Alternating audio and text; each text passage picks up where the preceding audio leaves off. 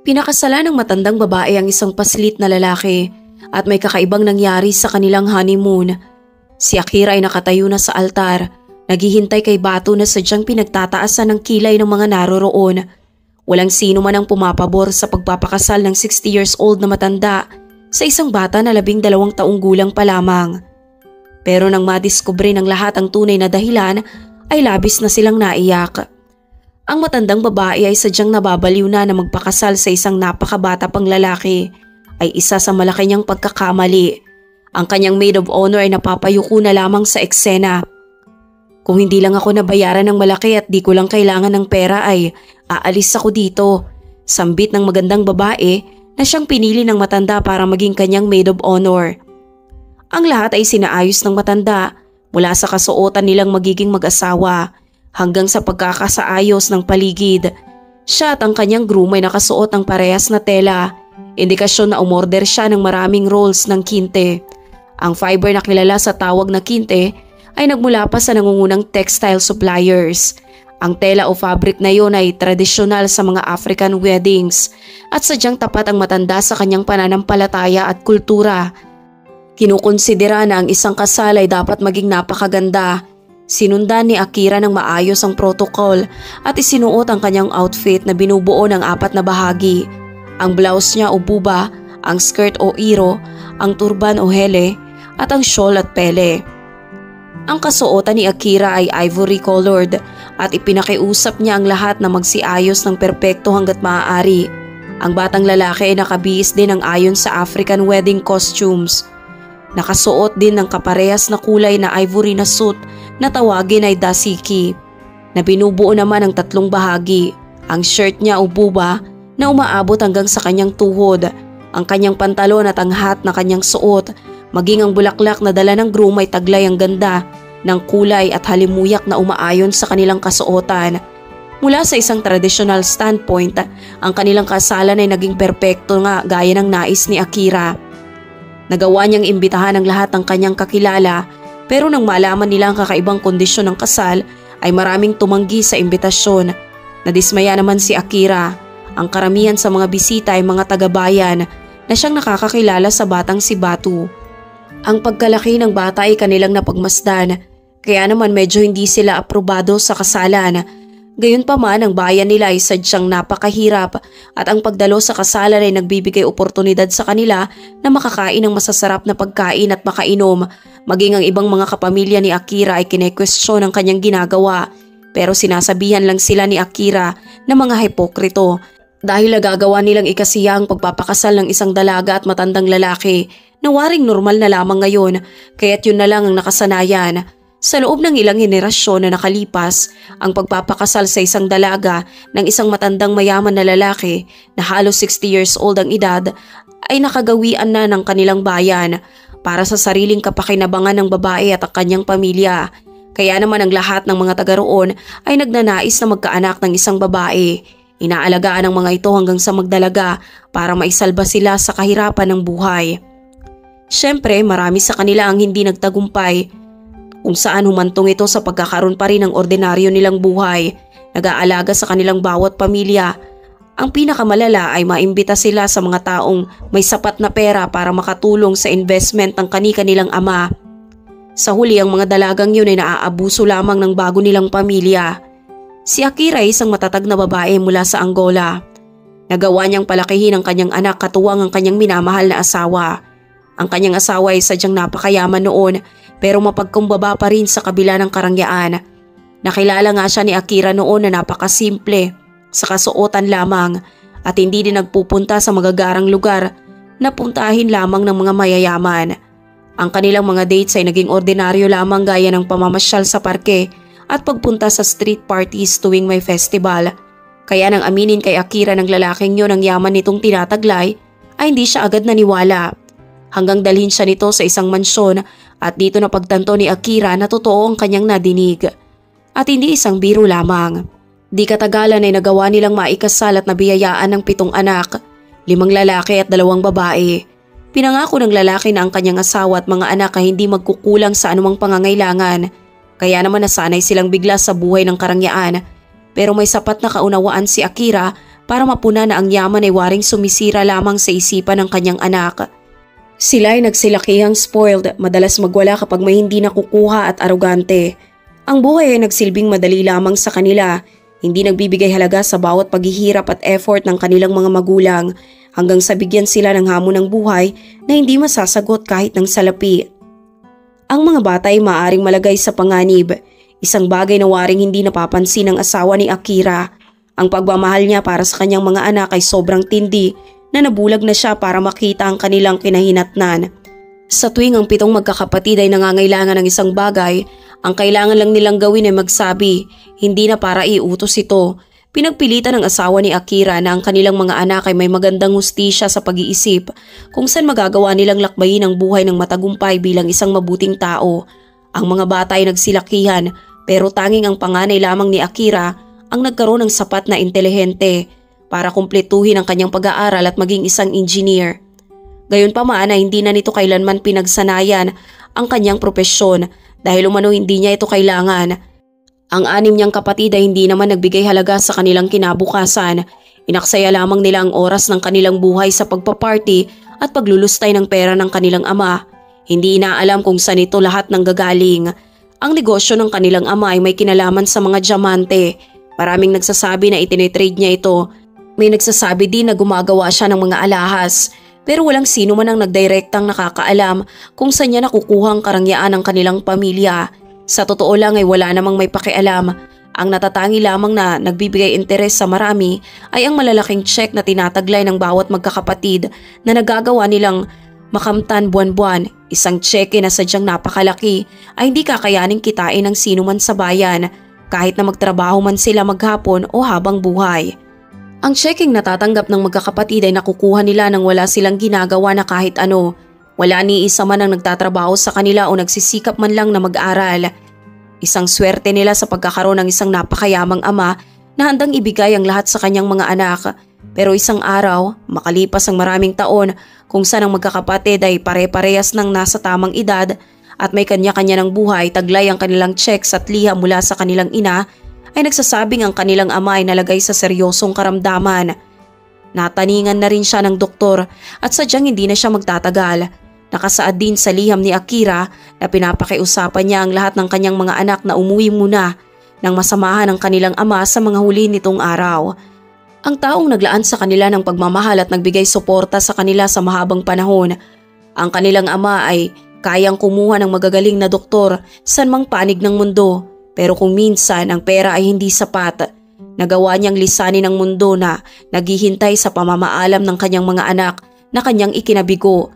Wala ni sino man sa magkakapatid ang nagbigay halaga sa huling mga araw ng kanilang ama at ang natatanging nagdadalamhati lang noon ay si Akira. Marahil sa huling sandali ng buhay ng asawa ni Akira ay naisip nito ang pagkakamali niyang nagawa sa pagpapalaki ng kanilang anak. O di kaya naman ay namatay siyang iniisip ang kanyang mga anak ay sadyang abala lamang sa kanya-kanya nilang mabubuting ginagawa. Kung ano man yun ay walang sino man ang nakakaalam. Ang sadyang katotohanan lang ay wala ni isa man sa magkakapatid ang nagnais bumiyahe para madalaw ang kanilang ama. Sila ay may kanya-kanyang lakad na umano'y may kinalaman sa kanilang trabaho at importanteng aatendan ng mga meetings. Kahit na ba nakapagbakasyon sila nang walang problema. Pero matapos malaman ang pagkamatay ng kanilang ama, ang 7 magkakapatid ay halos sabay-sabay na tumawag sa kanilang ina para ipakiusap na wag munang ilibing ang kanilang ama hanggat hindi sila dumarating. Kaya naman naisip ni Akira na baka naman nalungkot din ang kanyang mga anak sa pagkamatay ng kanilang ama. Malamang na nagmamadali silang magpunta at humabol para makapagsabi ng huling pamamaalam o mensahe sa pagpapasalamat sa kanilang ama. Isang pamamaalam at pasasalamat na hindi na nila nasabi bago siya tuluyang mawala ng buhay. Kaya naman nais nilang makaabot pa bago ito ilibing nang hindi nila ito pagsisihan sa kanilang buhay. Pero labis na nagkakamali si Akira. Wala ni isa man sa magkakapatid ang may interes na makita man lang ang walang buhay na katawan ng kanilang ama. Ang tanging interes lamang nila ay ang will o magiging parte-parte ng kani-kanilang mamanahin. Ito ay sadyang dumurog sa puso ng kawawang matanda. Tama ang kanyang nasa isip noon na ang kanyang mga anak ay tuluyan ng nakukurap ng salapi. Wala nang bakas pa ng kabutihan ang kanyang nakikita sa kanila na siyang inaasahan sa kanila ng kanilang ama. Si Akira ay nananatili lamang sa tabi ng lalaking kanyang minamahal habang ang magkakapatid ay nagkakanya-kanya ng magagarang porma para magbidahan lamang sa kalagitnaan ng funeral ceremony. Tiyak na plano nilang magbida at magpapansin lang sa maraming bilyonaryo na dadalo sa funeral at ilang press na naroon lamang para i-cover ang event. Nagawa din naman ng 7 magkakapatid na magsabi ng maiiksing mensahe sa harap ng kabaong ng kanilang ama bago ito mailibing. Sinabi nila kung ganong kabuti at kagalante ang kanilang ama at ang ilan sa kanila ay nagpakita pa ng bahagyang pagluha. Pero kung ang mga bisita ay nahahabag sa pag-iyak at pagmemensahe ng magkakapatid ay hindi si Akira, alam niya na ang bawat pag-iyak nila ay peke, lalo na ang kanilang pangako na sila na ang bahala sa kumpanya at sa lahat ng pera nito. Nangangako sila na darating ang araw na ipagmamalaki sila ng kanilang ama habang ito'y nasa langit. Pagkatapos ng funeral ay marami na ring nakapuna sa kakaibang interes ng magkakapatid na tila mga oportunistang maituturing. Ilang araw ang makalipas, ang abogado ay napaharap na sa pamilya ng taong matagal din niyang naging kaibigan. Nakahanda na siyang sambitin ang huling kahilingan ng kanilang ama. Bago magsimula ang pagbabasa ay sadyang nagliliparan na ang imahinasyon ng magkakapatid sa matinding yaman na maiiwan sa kanila. Ano-ano kaya ang kanilang makukuha? At dito na nga sa meeting na ito, tuluyan nalaman ng 7 ang tunay na negosyo ng kanilang ama. Nagmamana pala ito ng isang malaking minahan ng diamante. Sinabi ng abogado na ipapamana ang malawak na minahan na yon sa kahit sino man sa kanila na magtatrabaho ng malapit sa kanilang ina. At kung wala ni isa man ang magtatrabaho ay mapupunta ang minahan kay Akira, gayon din ang lahat ng assets ng pamilya. Pero kailangan niyang magbigay pa rin ng buwan ng pera sa kanilang mga anak na doble pa kaysa dati. Meron pala tayong minahan ng diamante, pero wala man lang nabanggit si Dad tungkol doon, sambit ng panganay na anak. Hindi ako magpapakababa para magtrabaho sa isang minahan. Tatanggapin ko na lang ang buwan ng ibibigay sa akin kung ganun. At saka mami, tumatanda na rin kayo, sa oras na mawala kayo ay sa amin pa rin mapupunta ang minahan na yan. Dagdag pa ng panganay na sinang-ayunan naman ng 6 niyang magkakapatid. Pumirma sila ng isang kontrata taglay ang nag-iisang desisyon sa pangunguna ng kanilang kuya. Isinasaad doon na kailangan silang padalhan ng kanilang ina kada 20 ng buwan. Kinabukasan ay agad nang nag-asikaso ang magkakapatid para umalis ng kumpanya. Kumpiyansa na sa doble nilang financial na suporta kada buwan. Waring wala man lang ni isa sa kanila ang nagbigay pansin sa pangungulila ng kanilang ina.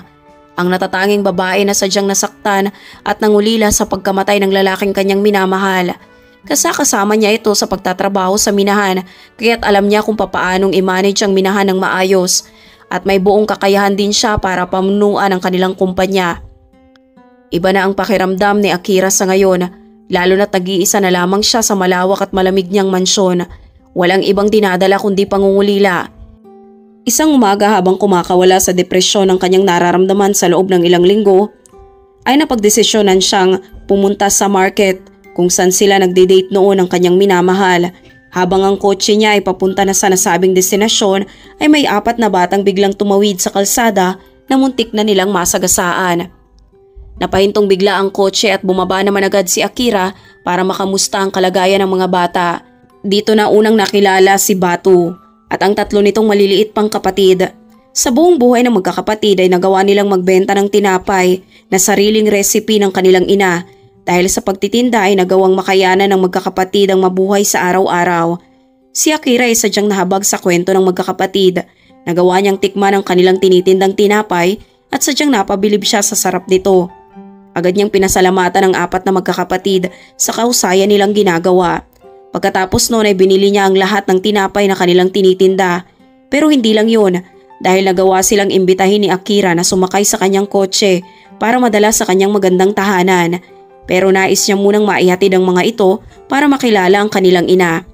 Pagkarating doon ay napaharap na si Akira sa ina ng magkakapatid na nagpakilala sa pangalang Ayla. Ang dalawang ina ay nagawang makapag-usap ng mahaba sa loob ng ilang oras kung saan nagawa nilang magbahagian ng kani-kanilang kwento sa buhay. Si Akira ay sadyang napahanga sa kwento ng buhay ni Ayla, lalo na sa 4 nitong mga anak na nagagawang gumawa ng paraan para maisalba ang mahirap nilang buhay. Dahil ayaw sumama ng mga bata sa kanya ay nangako na lamang si Akira na magbabalik doon para maghatid ng tulong. Ang araw sa susunod na linggo ay ang kaarawan ni Akira. Ang unang kaarawan nito na wala ang kanyang asawa. Sa 7 magkakapatid, tanging 2 lamang sa kanila ang nakaalala sa importanteng araw na yon.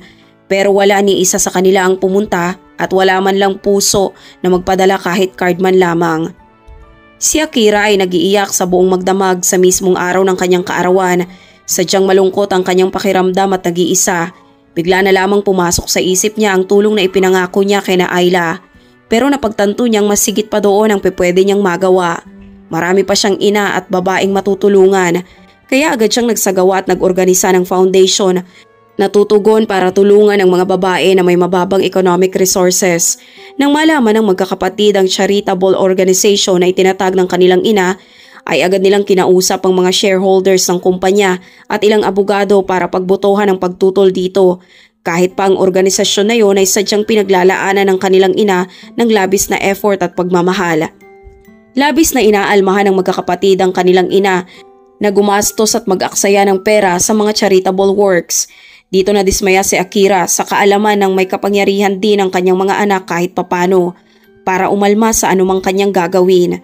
Dahil sa pagkalamig ng puso ng kanyang mga anak ay nagdesisyon siyang gumawa ng isang seryosong paraan. Siya ay nagpunta sa bahay ni Batu. Doon ay nagpalipas siya ng oras para makapag-usap kay Ayla at sila'y nag-agree sa isang plano ng pagpapakasal. Isang plano na makalipas lamang ang ilang araw ay nagawang maipahayag sa buong mundo. Ang 7 magkakapatid ng mabalitaan ng planong pagpapakasal ang kanilang ina ay labis na nagalit. Agad silang nag-empake at nagmamadaling bumiyahe para kumprontahin ang kanilang ina. Sa magiging pagpapakasal na yon ng bagong magiging ama ng magkakapatid, ang otomatikong magiging legitimate na tagapagmana sa lahat ng maiiwan ng kanilang ina. Ibig sabihin, ang lahat ng yaman at assets ay mapupunta ng legal sa isang batang hindi nila kilala. Sinubukan ng magkakapatid na kausapin ang kanilang ina at mga tuwiran pero wala na silang magawa pa. Buo na ang desisyon ni Akira at wala nang makakabali nito. Kaya naman kumonsulta na lamang ang panganay niyang anak sa ilang mga abogado para makahanap ng paraan na pwedeng makapigil sa kasal. Pero walang impediment para bigyang tutol ang kasalan.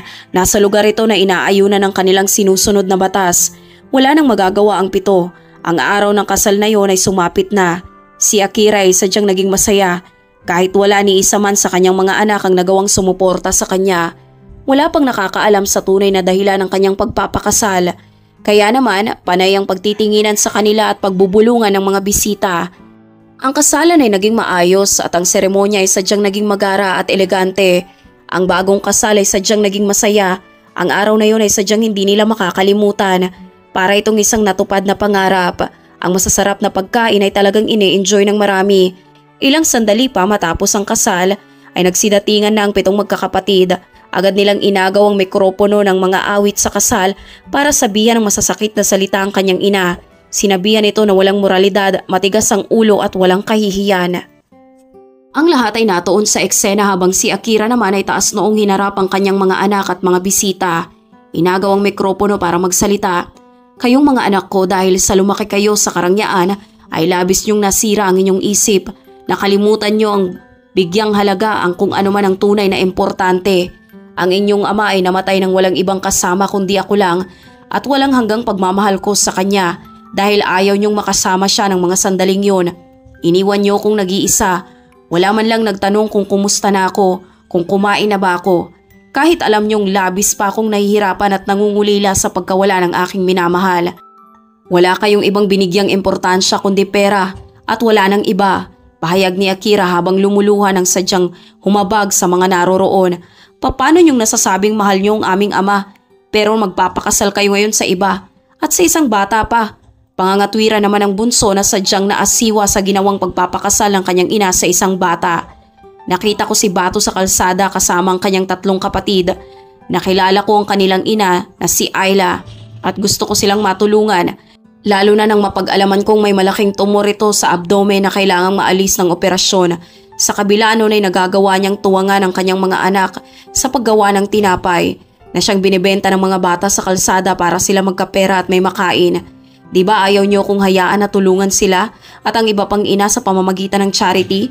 Kaya itong paraan na naisip ko Nais kong magkaroon ng legal na komunikasyon sa isang mabuti at masikap na pamilya, sambit ni Akira habang nakatingin kay Ayla at sa tatlong pang magkakapatid na nakaupo lamang at lumuluha. Nais kong bigyan sila ng maayos na tahanan at maayos na buhay dahil nararapat sila sa mga bagay na yon. Ang lahat ay natahimik at hindi na nakaimik pa. Ayon sa batas, ang lahat ng meron ako ay mapupunta sa aking asawa sa oras na ako'y mamatay na.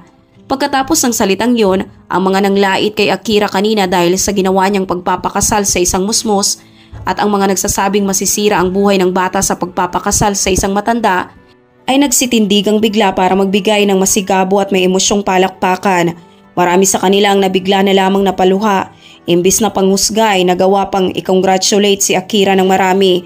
Ngayon ay naging malinaw na sa lahat ang dahilan. Ang atmosfera ng pagsuporta ng mga bisita ang siyang nangibabaw sa paligid ng bagong kasal. Ang 7 magkakapatid ay napayuko na lamang. Sila ay lumisan na lamang at walang sinabi pa. Sila ay binalot lamang ng kahihiyan. Hindi na malaman kung ano ang kanilang mararamdaman sa nangyari o kung ano man ang dapat nilang gawin. May parte sa kanila na nagsasabing nagkamali sila hanggang sa magbalik na lamang sa mga alaala nila kung saan nakakasama pa nila ang kanilang ama.